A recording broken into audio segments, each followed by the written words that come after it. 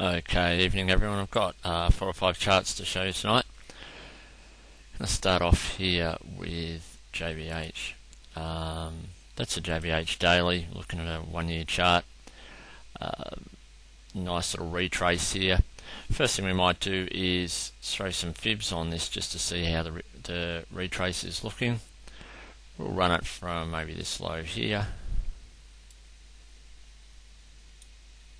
You can see it's basically closed right on the 50% line there, so that's a pretty interesting close.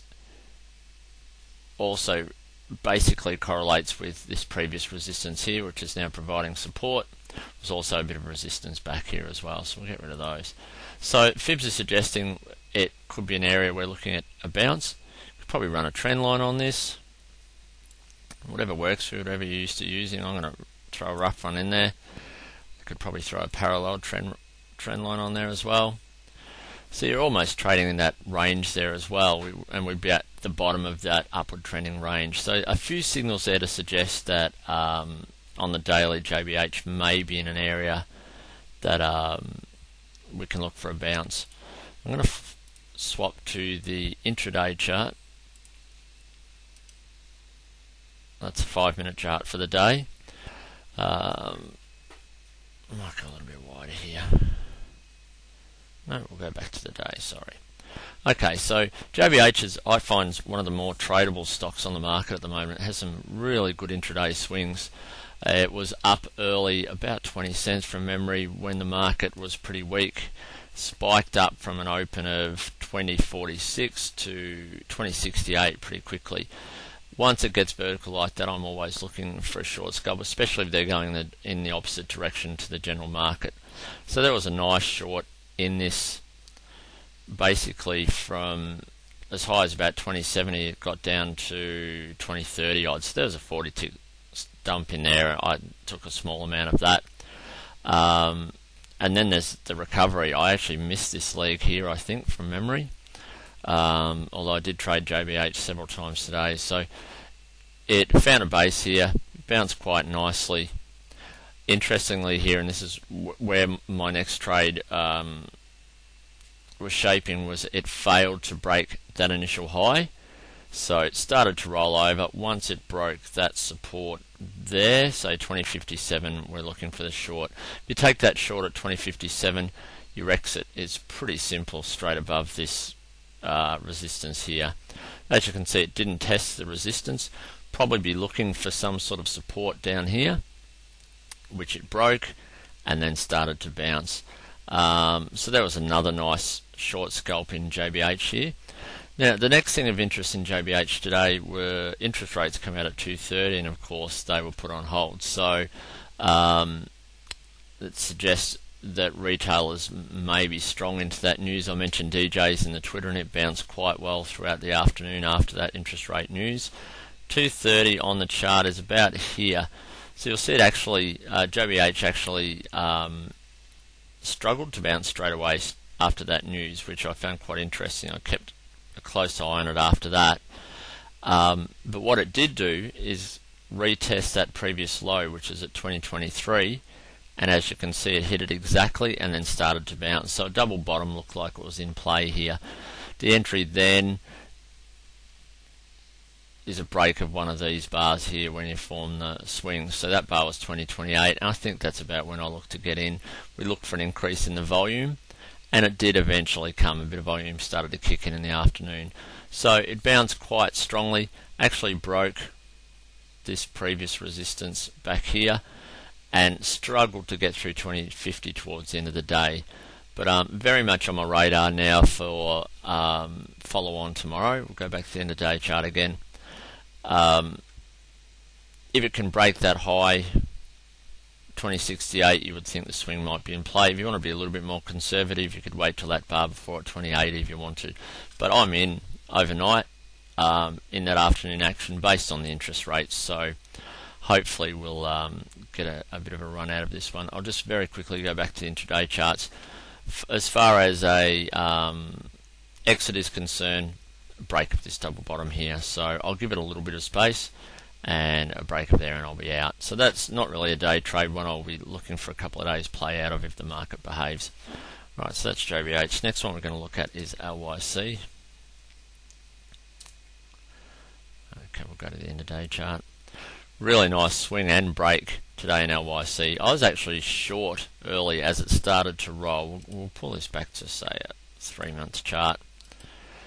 That's 3-month chart of LYC. Had made this high up to 40, dipped down to 17 odd, couldn't make a higher high, so couldn't break that 40. $1.37.5 was as high as it got, and then started to roll yesterday, so it got down as low as $1.31. So for me, that looked like a short. We had a weak open, the market looked pretty weak, so I figured that this may well continue down. So we'll go to the intraday. That's a 5-minute daily chart. So this is where I shorted it quite early.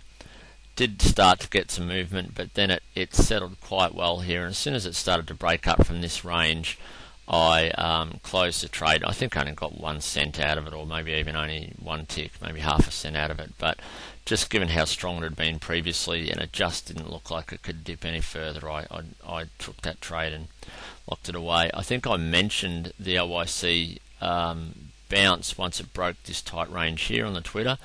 Didn't trust it enough to get in straight away, but once it broke the initial morning high of 132.5, that was enough signal for me to give it a bit of a nudge. So ended on a break of there.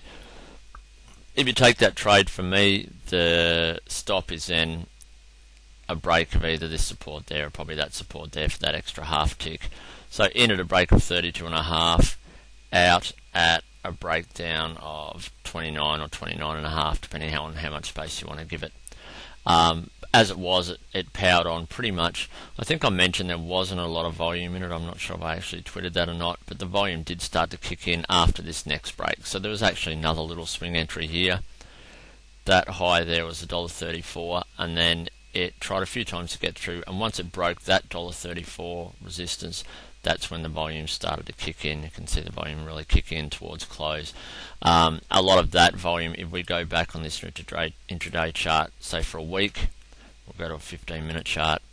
A lot of the volume that's kicking in here is on breaks of some of this previous resistance here. So it's broken the 137.5 res on that candle there, and you can see the volume kicking in. So really good volume on the break of the resistance. We go back a month, you'll see it also then broke that 39.5 res to go to new highs, and again some more volume kicking in there. So we'll go back to the end of day chart. You'd like to think that that could follow on again tomorrow. As far as stops for that one, I'll go back to intraday to find a stop. I'd like to think that that previous resistance around the 38, 37.5 level might then become support on a dip. So I'll probably let it dip as far as there. If it doesn't look to be able to hold that, then I would imagine I'll be out. So that's OIC. Next we're going to have a look at is MHM, just to revisit one that we've mentioned several times. MHM gave a bit back today, as you would imagine it should. We'll go to end of day chart. So there's the end of day chart. So Monday it hit a high of $1.31.5 before closing at 106. Before closing at 122, but a low of 106. Today breached that low and actually looked like it's going to try and fill this gap. That's what I'll be looking for tomorrow. We'll go to an intraday chart. Just have a look at that on maybe there's a 15-minute. So we're definitely in a downtrend at the moment, but we're trying to fill this gap back down to 95 cents. You'd think there's a fair chance that there'll be enough punters watching that if it fills that gap, we may get a little bit of a bounce from there. So many people may be watching for this gap to be filled that it may not quite reach it. So I would imagine it closed at $1. If I could get an entry between 95 and 97 or something like that, I'd probably start easing my way into that one, just trying to get in early before the gap's filled. But if it does fill the gap and can't bounce, then I'll be out of there pretty quickly as well. So that's MHM. Last one we're going to have a look at today, and this is just another revisit of one. Well, revisit of one we've mentioned before is ARV, little spec play. That's the end of day chart there. We'll pull it back to say 6 months chart. So it had recently broken 7.3 res and kicked on to just over 8 cents. Lovely little swing low here, and you can see the associated volume kick in on the swing, which is what I've mentioned many times I'm looking for on the swing. So we've got a really nice run yesterday, and it's actually reset Monday's candle today. But what I'd suggest to do on something like this is maybe throw some fibs on it, just to see where we might be able to expect some support, and we put the fibs on that. You'll see it's bounced right off the 50% line there, so which quite sort of loosely correlates with some previous resistance back here, but right on the 50%. So I'm looking for that 50 to hold. I've mentioned the 50 that it had bounced off the 50 in Twitter. Took a small position there, and hopefully we'll get some follow on. We'll just go back. Get rid of that one. We'll go back to the intraday chart for a moment. So what I'm looking for now, if we follow on and get this bounce, 7.2 certainly first step, and probably 7.4 is the first key resistance for me. It's hit 7.4 here a couple of times. So a break of 7.4 might give me a little bit more confidence that this can kick on, and I'd like to see that volume actually increase as well on this break. If it can't kick on, I'll be out on a break of this 6.8 low. Yeah, so that's ARV. Excuse me, I'm losing my voice this afternoon. Talk too much as usual.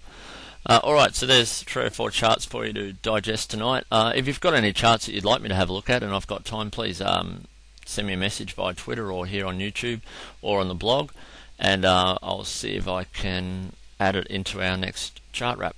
Okay, thanks guys.